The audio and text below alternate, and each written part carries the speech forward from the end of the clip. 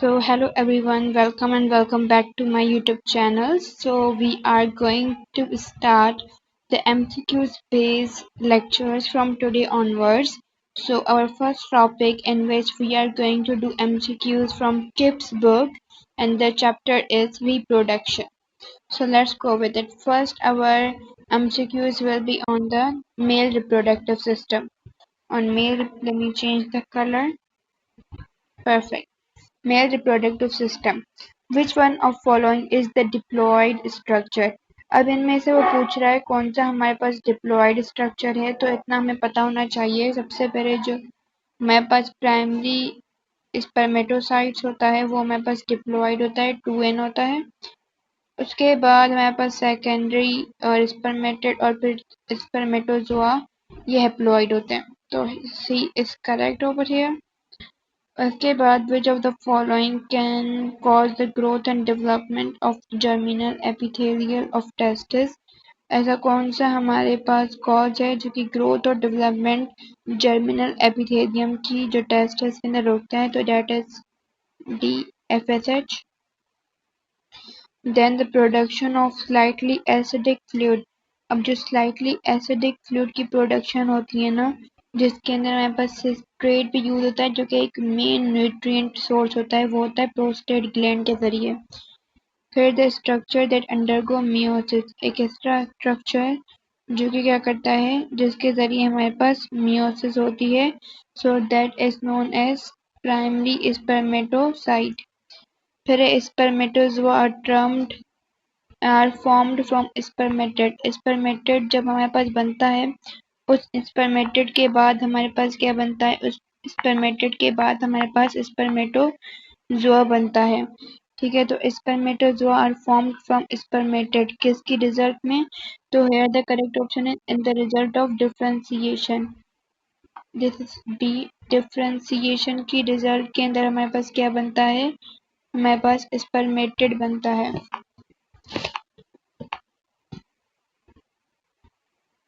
Perfect. So after that हमारे पास है prior to emission and ejaculation. Emission और इजैक्यूलेशन में स्पर्मेटोजोआ स्टोर्ड इन, स्पर्मेटोजोआ कहाँ स्टोर्ड होते हैं, तो these are stored in epididymis. Then fructose production as nutrition component for sperm in the function of, ये हमारे पास फंक्शन होता है किसके अंदर, ये बेसिकली हमारे पास होता है उसके सेमिनल वेजाइकल के अंदर फंक्शन होता है, क्योंकि सेमिनल वेजाइकल हमारे पास क्या करता है, यही हमारे पास है जो कि स्टोर करता है, लाइक ये प्रोड्यूस करता है न्यूट्रिएंट्स, जिसके अंदर सबसे ज्यादा कंसंट्रेशन किसकी होती है, फ्रक्टोज और हमारे पास कैल्शियम की। ठीक है, फ्रक्टोज और कैल्शियम की होती है। उसके बाद बात है ह्यूमन स्पर्म्स एंड ओवा show similarities in following except. अब ये हैं कि सिमिलरिटी शो करते हैं सब में, लेकिन किस में ये सिमिलरिटी शो नहीं करते, तो इसका करेक्ट ऑप्शन है ए, क्योंकि ये दोनों हैप्लॉइड हैं, ये सिमिलरिटी ये शो नहीं करते हैं, तो correct option will be A. Then all the following contribute to formation of semen except, जितने भी हमारे पास यहाँ पर हैं वो कंट्रीब्यूट करते हैं सेमन की प्रोडक्शन के अंदर, कौन सा नहीं करता, तो ये you can see seminal vesicle, prostate gland और कूपर्स ग्लैंड। कूपर्स ग्लैंड को हम दूसरा नाम देते हैं बल्बुरेथ्रल ग्लैंड। तो इनमें से वास्ट डिफरेंस है, ये एक डक्ट है जो कि हमारे पास वो सेमन की प्रोडक्शन में हेल्प नहीं करती, तो D will be the correct option. फिर हमारे पास है क्वेश्चन नंबर 10 जिसके अंदर है correct sequence of events in the spermatogenesis. हमारे पास सीक्वेंस बतानी है करेक्ट किसकी, हमारे पास जो स्पर्मेटोजेनेसिस के जो इवेंट्स होते हैं, तो बेसिकली इसकी करेक्ट सीक्वेंस है सी। पहले हमारे पास स्पर्मेटोगोनिया बनता है, फिर उससे प्राइमरी स्पर्मेटोसाइट, फिर सेकेंडरी प्रेस्पर्मेटेड और फिर लास्ट में हमारे पास स्पर्मेटोजोआ बनता है, तो C would be the correct option. फिर होता है all the following structure are paired except. तो ये आपको बता दूं कि हमारे पास जो टेस्टिस होते हैं, बल्बुरेथ्रल ग्लैंड और सेमिनल ग्लैंड, ये तीनों क्या होते हैं, ये पेयर्ड होते हैं, लेकिन जो प्रोस्टेट ग्लैंड होता है ना, वो पेयर ग्लैंड नहीं होता, तो D would be the correct option, because prostate gland क्या होता है, पेयर नहीं होता। उसके बाद बात करते हैं हम इसकी, जिसमें क्या है how many spermatozoa and ova are produce from 50 primary spermatocyte and 50 primary oocyte। जब हमारे पास 50 प्राइमरी स्पर्मेटोसाइट्स हों और 50 प्राइमरी oocytes हों तो हमारे पास कितने स्पर्मेटोजोआ बनते हैं। तो हमारे पास यहाँ पर ऑलमोस्ट 200 स्पर्मेटोजोआ या 100 ओवा, या हमारे पास है ठीक है। उसके या तो हमारे पास होता है क्या 100 स्पर्मेटोजोआ या 50 ओवा, या 200 स्पर्मेटोजोआ और 50 ओवा। तो करेक्ट ऑप्शन है बी, जो कि याद रखना पड़ेगा, जिसके अंदर क्या होता है 200 हमारे पास क्या होते हैं स्पर्मेटोजोआ होते हैं और 50 हमारे पास क्या होते हैं ओवा होते हैं।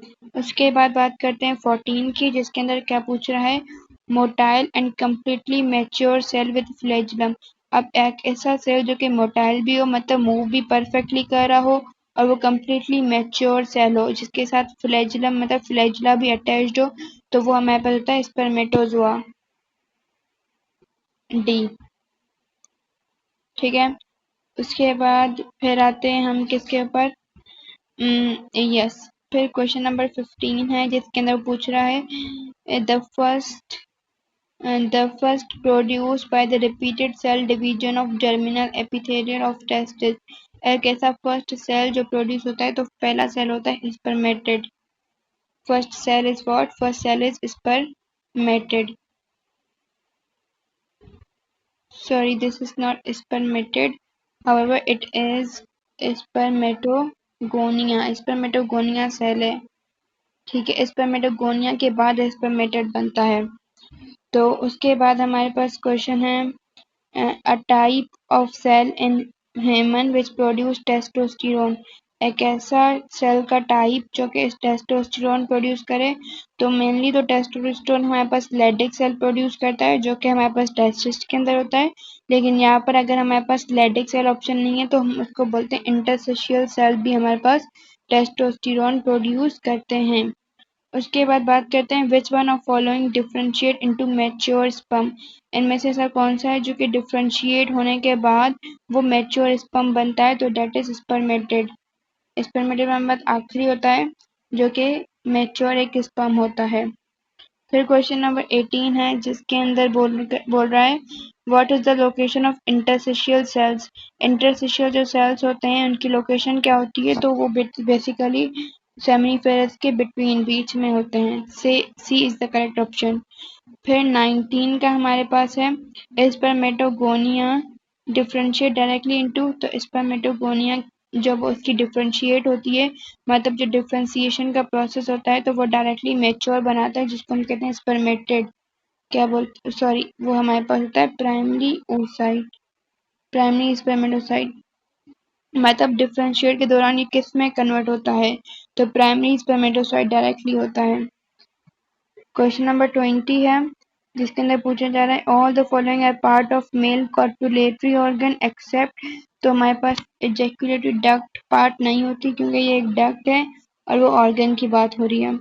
फिर उसके बाद 21 है, जिसके अंदर बोल रहे हैं sperms are nourished and activated through. तो स्पर्म नरिश और एक्टिवेटेड होते तो सेमिनल वेसिकल के अंदर है, लेकिन किस चीज से, सेमन के जरिए वो एक्टिवेट और नरिश्ड होते हैं। क्वेश्चन नंबर 22, जिसके अंदर वो बोल रहे हैं a cell containing 2 copies of each functional gene. एक ऐसा सेल जो कि क्या कंटेन कर रहा हो, जो कि हमारे पास कॉपीज कंटेन कर रहा हो फंक्शनल जीन की, तो हमारे पास स्पर्मेटोगोनियम होता है, स्पर्मेटोगोनियम। उसके बाद हर टेस्टिस जो है ना वो डिवाइड होता है कितने लोब्यूल्स के अंदर, तो हमारे पास 250 होता है, लेकिन यहाँ पर रेंज हो सकती है, तो दैट इज 250 टू 300 हमारे पास रेंज होती है। फिर होता है 24 which of the following hormone is responsible for control of spermatogenesis at normal rate। ऐसा कौन सा हमारे पास हार्मोन है जो कि रिस्पॉन्सिबल है किसके लिए स्पर्मेटोजेनेसिस की कंट्रोल करता है नॉर्मल रेट पर, तो वो होता है इनिबिन। इनिबिन हार्मोन होता है, कौन सा इनिबिन हार्मोन होता है।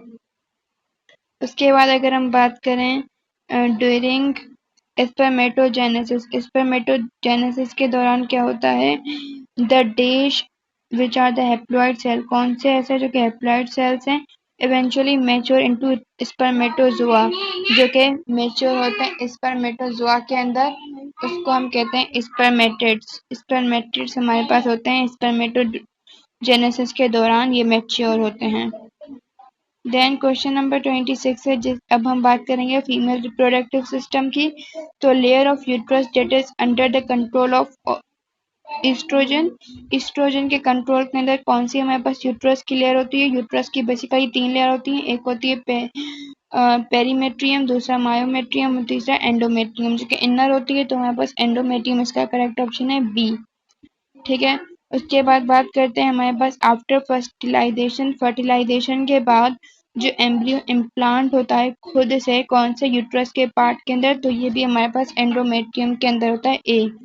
उसके बाद है cervix is blocked by. Cervix किसके जरिए ब्लॉक्ड होती है? तो बेसिकली म्यूकस का ज्यादा जमा होने की वजह से हमारे पास सर्विक्स ब्लॉक हो जाती है। तो B would be the correct option. उसके बाद हमारे पास है 29, जिसके अंदर वो बोल रहा है fertilization of secondary oocyte by sperm. Sperm के जरिए सेकेंडरी oocyte की फर्टिलाइजेशन कहाँ होती है?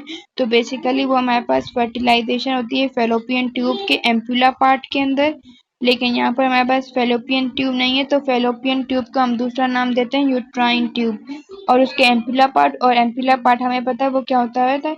एम्पुला पार्ट हमारे पास प्रोक्सिमल पार्ट होता है, मतलब थोड़ा मोटा पार्ट होता है। तो C would be the correct option. 29 का करेक्ट ऑप्शन क्या होगा हमारे पास? सी होगा। ठीक है, उसके बाद हम बात करते हैं किसकी? 30 की। The development of secondary oocyte into ovum. Development होती है किसकी? सेकेंडरी oocyte की ओवम के अंदर। वो कहाँ होती है? वो बेसिकली हमारे पास uterine tube means fallopian tube के अंदर हमारे पास डेवलपमेंट होती है। फिर 31 क्वेश्चन कौन सा होता है? 31 है, जिसके अंदर वो बोल रहा है pick the correct statement. Correct statement बताओ। तो ये देख लो, फर्टिलाइजेशन सबसे पहले कहाँ होती है? ये होती है हमारे पास फेलोपियन ट्यूब के अंदर। और फेलोपियन ट्यूब को जैसे मैंने बताया कि हमारे पास दूसरा नाम होता है यूट्राइन ट्यूब या ओविडक्ट।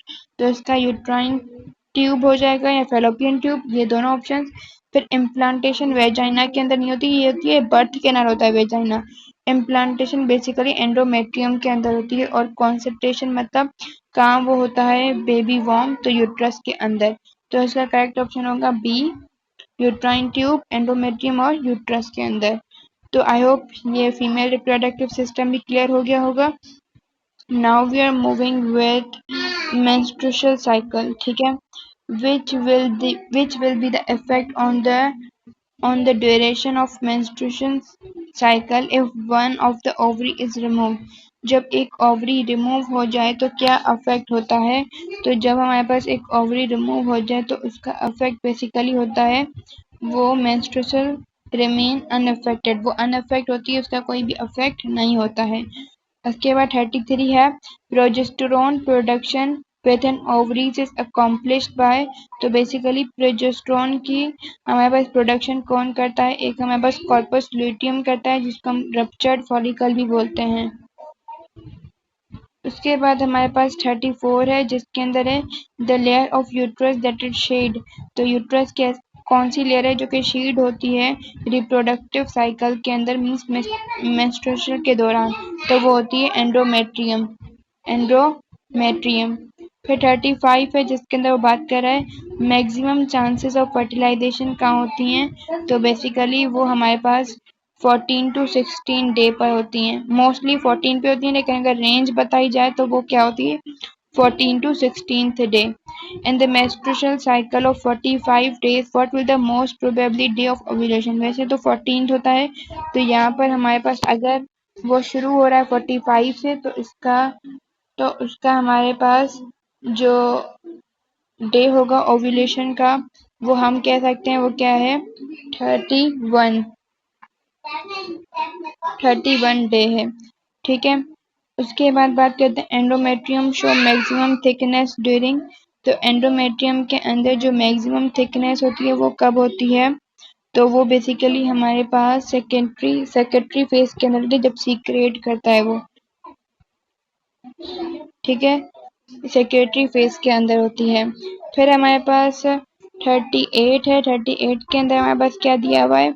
कि menstrual cycle is discharge of क्या क्या चीज़ें डिस्चार्ज होती हैं। तो बेसिकली हमारे पास ब्लड, म्यूकस और सेलुलर डेब्रिस डिस्चार्ज होता है। तो B would be the correct option.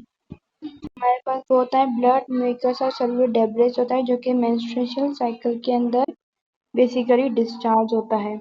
उसके बाद है क्वेश्चन नंबर 39 जिसके वो पूछ रहा है कि मेंस्ट्रुएशंस यूजुअली कंटिन्यू फॉर, तो इसका वो कितनी दिनों तक वो कंटिन्यू होता है। तो बेसिकली 3 to 7 days तक वो हमारे पास क्या होता है, कंटिन्यू होता है। उसके बाद यंग फीमेल ओव्यूलेशन कौन से डे पे होती है, ये याद रखिएगा। ओव्यूलेशन हमारे पास 14th डे पे होती है। उसके बाद at ovulation egg is release as, egg release होता है वो कैसे होता है, वो basically egg is released as हम कह सकते हैं सेकेंडरी oocyte के जरिए एग रिलीज होता है। फिर है one of the following is related to ovary, एक कौन सा हमारे पास फेज है जो कि ओवरी के रिलेटेड होता है। तो मेंस्ट्रुअल फेज, सेक्रेटरी फेज या प्रोलिफरेटिव फेज जो है वो बेसिकली हमारे पास मेंस्ट्रुअल साइकिल के हैं। तो ओवरी का फेज होता है ल्यूटियल फेज। ल्यूटियल फेज हमारे पास किसका होता है, ओवरी का फेज होता है। फिर 46 के अंदर हम बात करते हैं only Graafian follicle grow with egg, rest of the follicle are destroyed. सिर्फ हमारे पास क्या होता है, ग्रेफियन फॉलिकल ही ग्रो करता है, बाकी जो हमारे पास रहते हैं ना वो क्या होते हैं, वो डिस्ट्रॉय हो जाते हैं। तो वो हमारे पास फॉलिकल एस्ट्रीसा कहलाते हैं। फिर उसके बाद है हमारे पास 44 जिसके अंदर है फेट्रिनल ट्विंस, ट्रिपलेट्स एंड क्वाड्रप्स जो ह्यूमन के अंदर अकर होते हैं वो कब होते हैं, जब हमारे पास बेसिकली बहुत सारी मल्टीपल ओव्यूलेशंस अकर होती हैं तब होते हैं।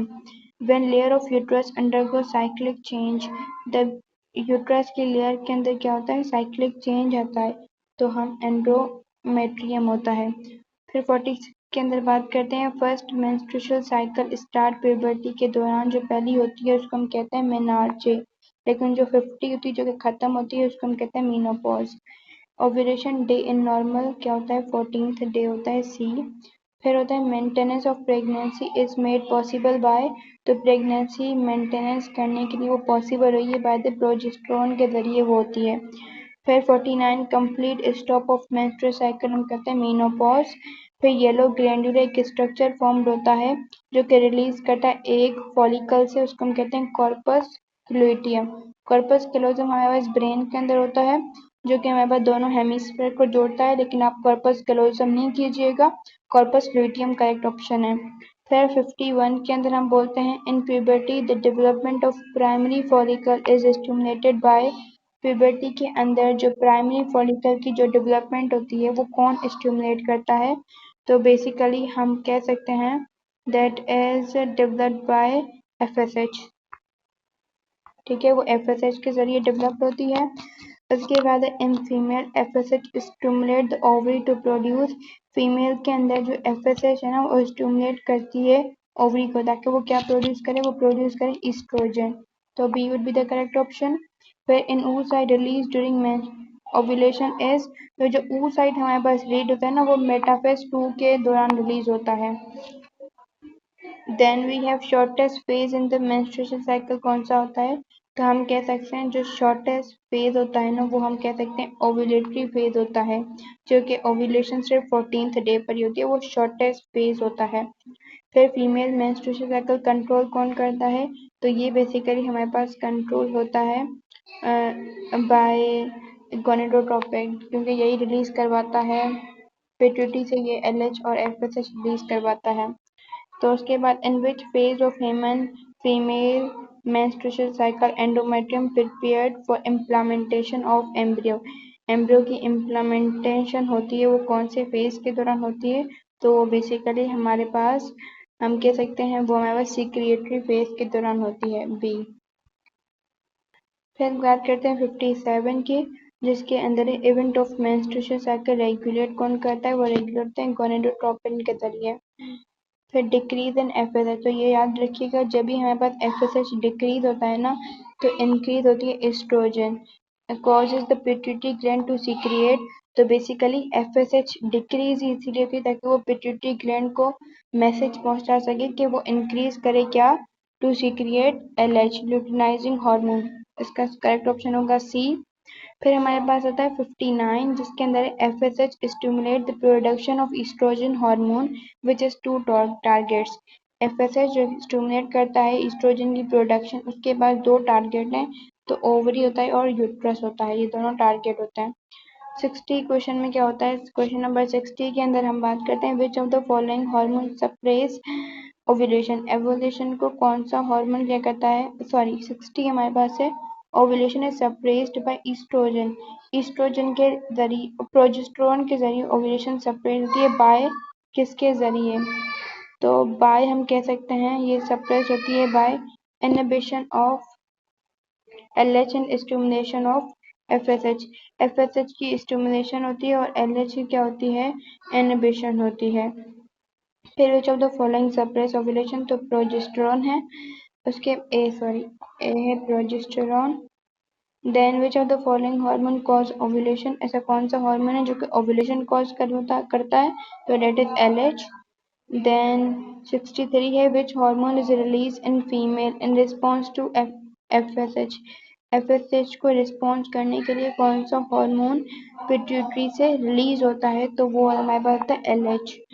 विच of the following hormone act on the uterus, uterus की वॉल पर कौन सा हार्मोन एक्ट करता है, तो it is basically we can say हमारे पास ADH एक्ट करता है, और sorry not ADH but progesterone, ठीक है। विच hormonal pair could maintain the endometrium and make it respectable for implantation, तो कौन से हार्मोन है रिस्पॉन्सिबल, तो वो हमारे पास हार्मोन होते हैं बेसिकली हमारे पास हम कह सकते हैं हमारे पास यहाँ पे होता है ईस्ट्रोजन और प्रोजेस्टेरोन, ठीक है। फिर होता है विच of the following hormone stimulate the ovulation, ovulation को कौन स्टिमुलेट करता है, मीन्स कौन सा हार्मोन ओव्यूलेशन को क्या करता है, स्टिमुलेट करता है, तो हमारे पास होता है ल्यूटिनाइजिंग हार्मोन। फिर होता है the hormone production at the particular stage in menstrual cycle, hormone produce होता है एक पर्टिकुलर स्टेज पर, ठीक है। तो कौन सा हार्मोन होता है हमारे पास, उसको हम कहते हैं सी, मतलब progesterone. Then on the onset of puberty in the female, female के अंदर जो प्यूबर्टी के दौरान पिट्यूटरी ग्लैंड क्या रिलीज करती है, तो pituitary gland basically FSH release करती है। फिर सीक्रिएशन ऑफ FSH इनहिबिट करती है, कौन इनहिबिट करता है, तो FSH की सीक्रिएशन ईस्ट्रोजन के जरिए क्या होती है, इनहिबिट होती है, ईस्ट्रोजन के जरिए क्या होती है, इनहिबिट होती है। फिर प्रोजेस्टेरोन कहाँ से रिलीज होता है, प्रोजेस्टेरोन खुद सीक्रिएट होता है बाय कॉर्पस ल्यूटियम।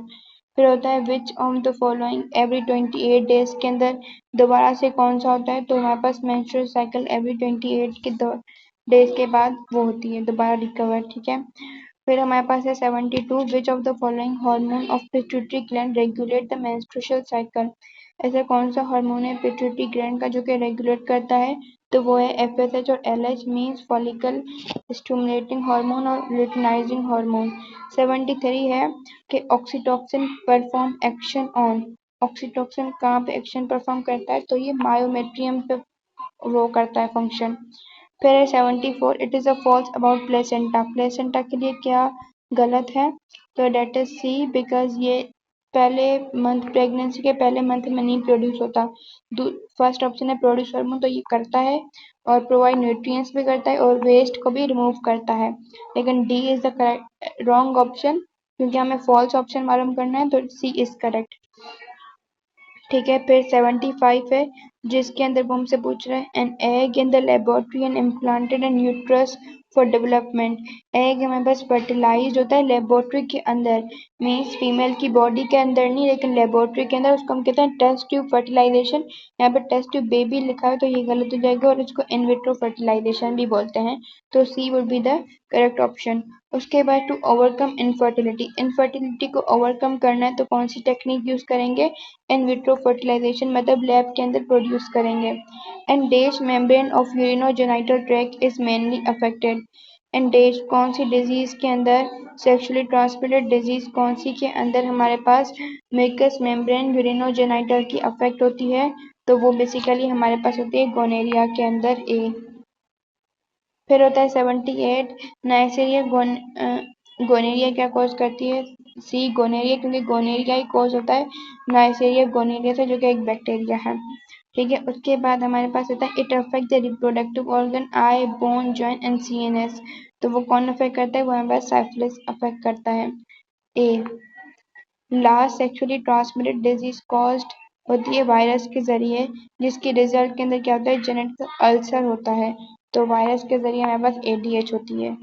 तो ADH नहीं, बेसिकली यहाँ पर हमारे पास होगा जेनेटिक हर्पीज होता है, जो कि फिर क्या करता है? अल्सर भी कॉज करता है। तो बी करेक्ट होगा, जेनेटिक हर्पीज। तो आई होप ये आपको क्लियर हो गया होगा। हमने पूरा रिप्रोडक्शन के सारे MCQs कर लिए किप्स बुक से।